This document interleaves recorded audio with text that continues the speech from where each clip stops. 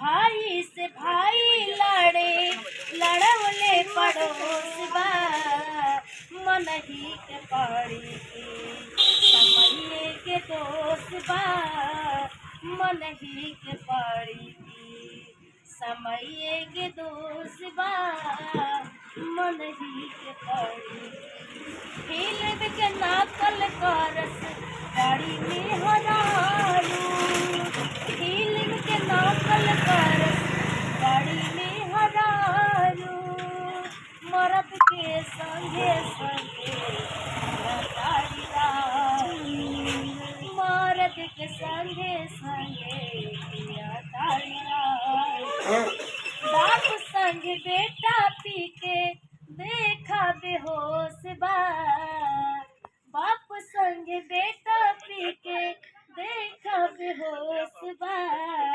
मन ही के पड़ी समय के दोस्त बा मन ही के पड़ी समय के दोस्त बा मन ही के पड़ी